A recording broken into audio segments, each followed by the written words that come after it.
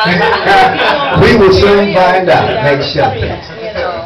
All right, y'all. Well, I want to tell you a little bit about myself.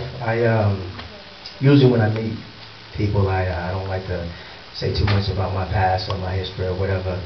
The reason I say that is because I got some things that I'm not very proud of that I've done in the past. But I figure it's kind of a good time to let some people know. The reason I say that is because I killed someone, and y'all probably might say, well, man, I know Kane. He's a nice guy. Why would he kill someone? Why would he do something like that?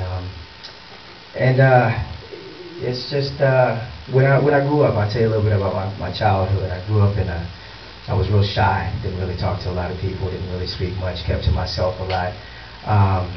And I grew up in a little shed behind my mother and father's house. A little shed that my daddy built for me. Sometimes I have a hard time with this, so I appreciate y'all holding that.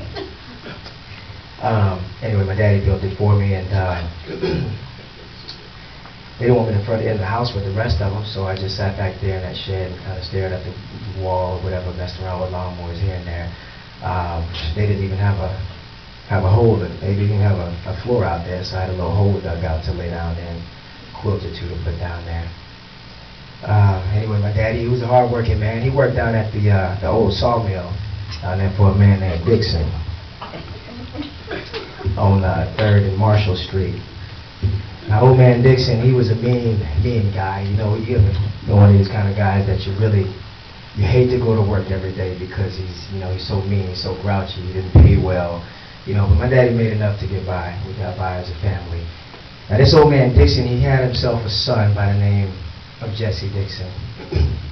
And Jesse Dixon, he was a mean bastard. He was one of these guys just always picking on people, always, he'd take advantage of the little neighborhood girls. He would make fun of me down there at the schoolhouse when I go from time to time. He would always tell me how pretty my mother was. Always talking about how pretty my mother was. Anyway, I guess y'all want me to get on with the story, so I guess I'll get on with it and tell you what happened. I was sitting back there in my shed one day, not really doing too much of nothing, just staring at the wall, waiting for my mama to come out and give me my Bible lesson. And I heard a commotion going on in the front of the house. So I thought I'd run around the front of the house and see what was going on. See where the noise was coming from. So I ran around there, I jumped up on the screen-in porch, and I looked in the window, and I saw my mother laying on the floor without any clothes on. And I saw that Jesse Dixon laying on top of just having his way with her. And at that point, I seen red. So I reached over and I grabbed the Kaiser blade. Some people call it a sling blade. I call it a Kaiser blade. It's got a long handle on it. Dull on one end, sharp on the other, shaped like a banana. The highway boys used to use it to chop down weeds and whatnot. But I went in the house on old Jesse Dixon and I hit him upside the head with that Kaiser blade. Knocked him off my mama. And I guess that didn't quite satisfy me, so I hit that chump again with a sharp edge in the neck and darn near cut his head off. I killed him. So around about that time, my mother gets up from there. She's yelling at me, well, what'd you kill Jesse for? What'd you kill Jesse for? Well, come to find out, my mother didn't really mind what Jesse Dixon was doing to her.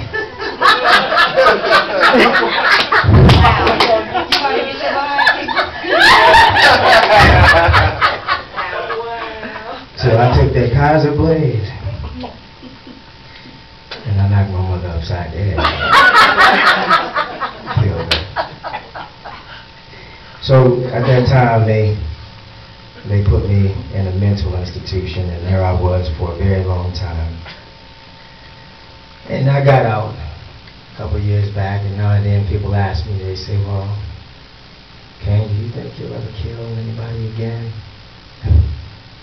I guess I got no reason to kill nobody. Well, y'all silly.